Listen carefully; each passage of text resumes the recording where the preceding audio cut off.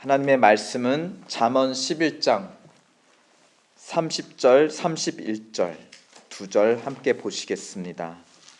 의인의 열매는 생명나무라. 지혜로운 자는 사람을 얻느니라. 보라, 의인이라도 이 세상에서 보응을 받겠거든 하물며 악인과 죄인이리요. 아멘. 생명나무는 성경의 시작과 끝에 등장합니다. 그러니까 어떻게 보면 성경을 관통하는 중요한 주제 중에 하나인 것이죠. 태초의 에덴 동산 가운데 생명나무가 있었고 또 첫사람들인 아담과 하와는 이 열매를 먹음으로 영생을 누릴 수 있었습니다. 하지만 이들도 또 이들의 자손도 죽음을 맞이하게 됩니다. 즉 에덴 동산에서 추방당해서 더 이상 생명나무를 열매를 먹을 수 없게 되었기 때문입니다. 그런데 이렇게 이제 인류에게 사라졌던 생명나무는 성경 끝에 요한계시록에 다시 등장합니다. 그것은 하나님의 성 안에 보존되어 있었고 달마다 1년에 한 번이 아닌 매달마다 열매를 맺는다 하였습니다. 성 안에 다시 들어오게 된 사람들은 열매를 먹고 또 영생을 누린다 하였습니다. 그러므로 인류의 여정은 어떻게 보면 잃어버린 에덴 동산, 잃어버린 하나님의 도시를 되찾아가는 여정이고 또 그 안에 잃어버린 생명나무를 되찾아가는 그런 돌아가는 여정일지도 모르겠습니다. 그런데 성경 중간에 이 생명나무의 존재를 잊지 말라는 듯이 띄엄띄엄 생명나무가 등장합니다. 흥미롭게도 구약 잠언에서만 생명나무가 등장하고 있습니다. 예를 들어 잠언 3장 18절 말씀, 지혜는 그 얻는 자에게 생명나무라. 지혜를 가진 자는 복되도다 하였습니다. 또 15장 4절, 온순한 혀는 곧 생명나무이지만 패악한 혀는 마음을 상하게 하느니라 하였습니다. 그러니까 어떻게 보면 우리가 잠언이란 책을 그다지 이제 많이 주목하지는 않는 편인데요.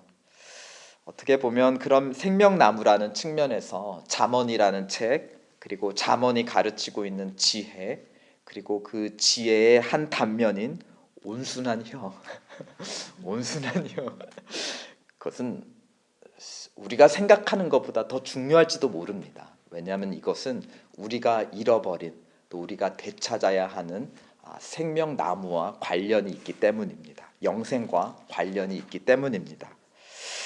오늘 본문에서도 생명나무가 등장하기에 우리는 한번 주의를 기울여 보고자 합니다. 11장 30절에 등장하는데요. 한번 다 함께 읽어보시겠습니다. 의인의 열매는 생명나무라. 지혜로운 자는 사람을 얻느니라. 아멘. 여기서 보면 의인이 맺는 열매를 생명나무라 하고 있습니다. 사람과 나무를 동일시하고 있죠.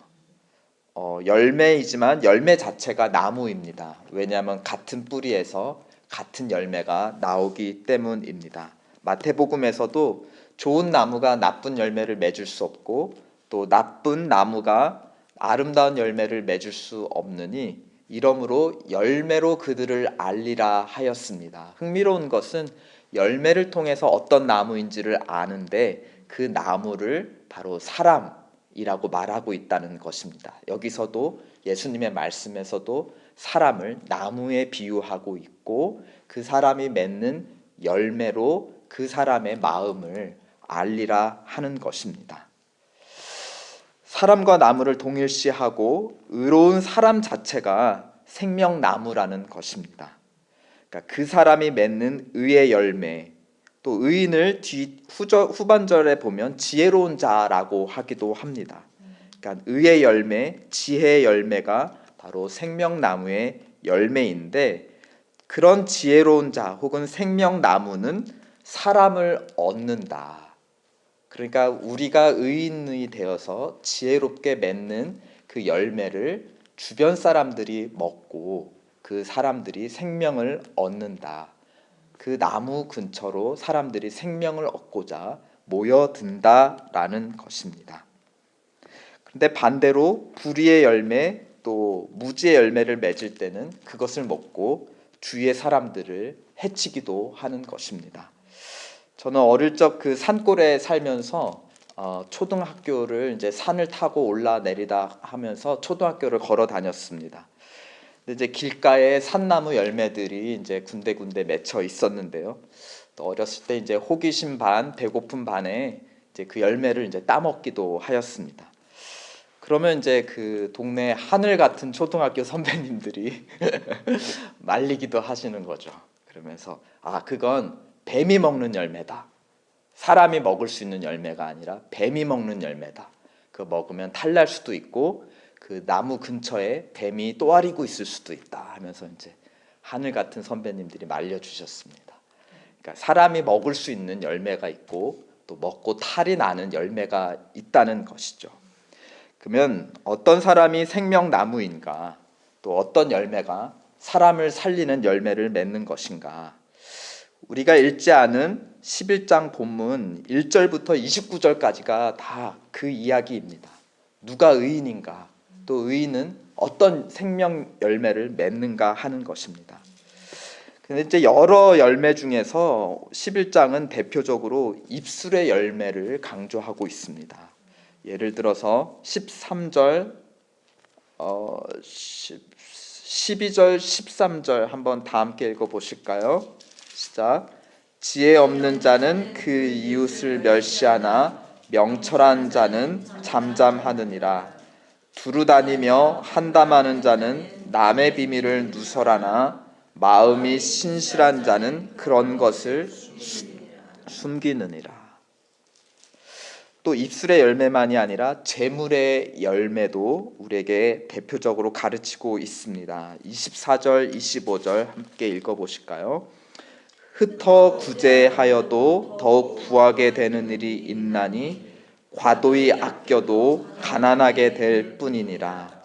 구제를 좋아하는 자는 풍족하여질 것이요 남을 윤택하게 하는 자는 윤택하여 지리라.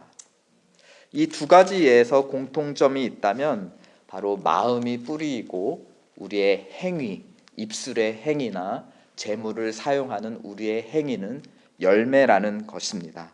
또 한 가지 강조점은 그 열매를 이웃이 먹고 살기도 하고 또 해함을 받기도 한다라는 것입니다. 하나님은 우리를 열매로 판단하신다 하였죠. 즉 우리가 죽이고 살린 사람, 살리기도 하고 해치기도 하고 세우기도 하고 쓰러뜨리기로 한 사람으로 우리의 열매를 먹고 살기도 하고 또 배탈나기도 한 그런 사람들로 우리를 판단하신다는 것입니다. 본문 31절 우리가 읽은 두 번째 구절 함께 읽어보시겠습니다.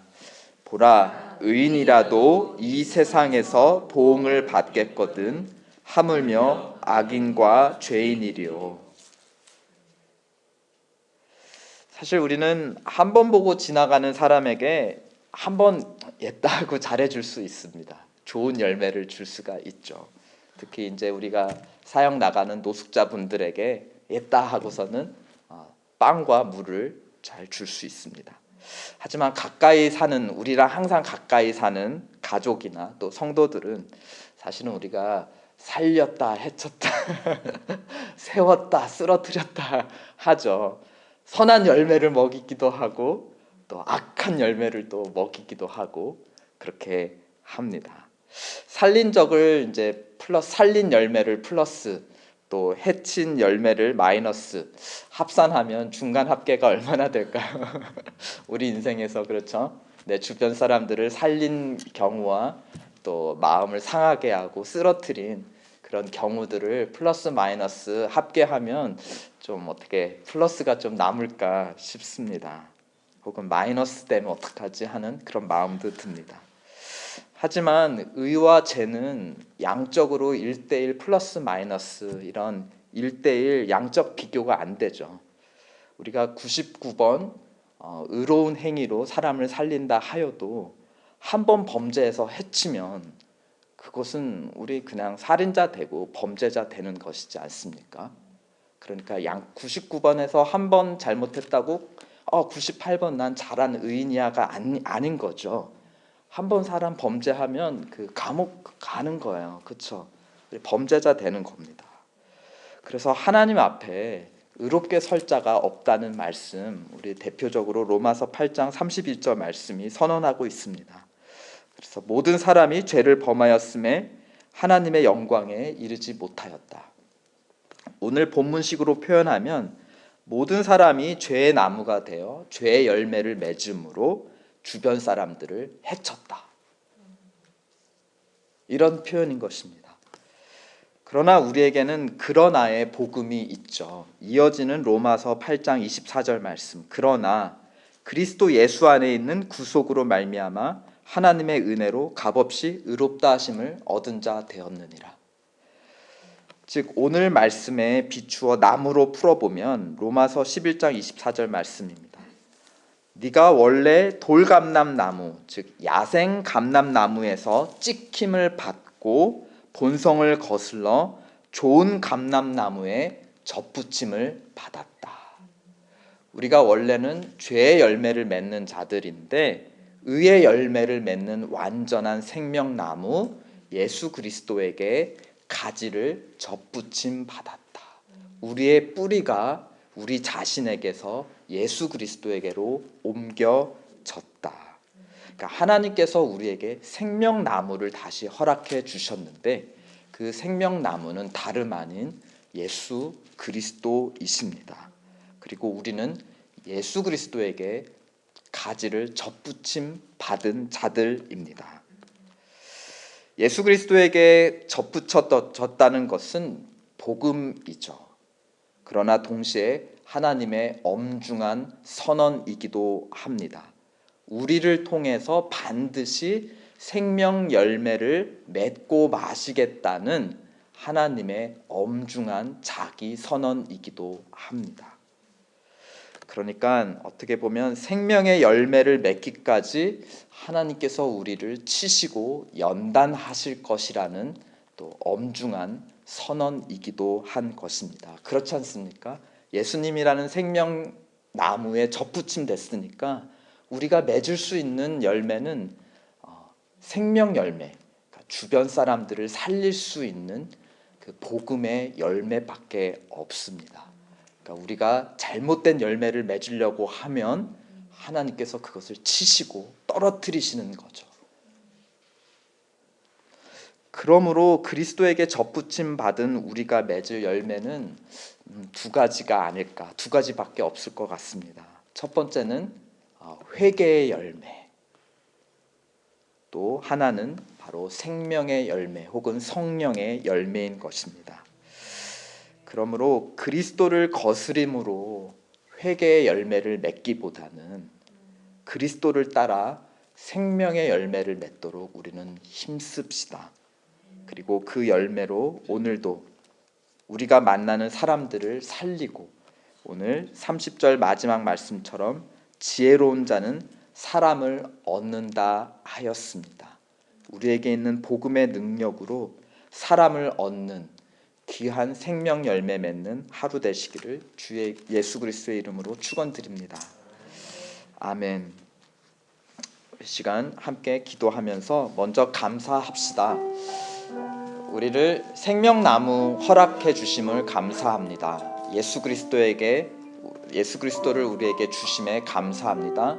또 우리를 예수 그리스도에게 접붙여 주심을 감사합니다. 그리스도에게 속하게 하심을 감사합니다.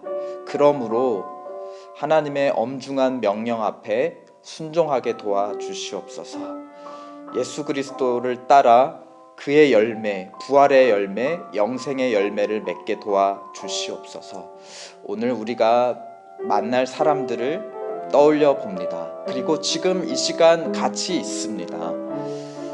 멀리 있는 사람에게 내 좋은 거 보여주고 싶고 또 한 번 보여주고 말고 싶은, 그건 너무 어떻게 보면 쉬울 수 있는데요. 항상 나하고 가까이 살아가는 사람을 살리게 도와주시옵소서. 성령님, 어그러진 나를 고쳐주시고 막힌 것을 통하게 하여 주셔서 성령의 열매, 사랑과 희락과 화평과 오래 참음과 자비와 양성과 충성과 온유와 절제, 내 이웃을 향한, 내 하나님을 향한 이러한 성령의 열매, 의의 열매 맺게 도와주시옵소서. 이 시간 자신과 또 서로와 또 우리 교회 공동체를 위해서 함께 기도하시겠습니다.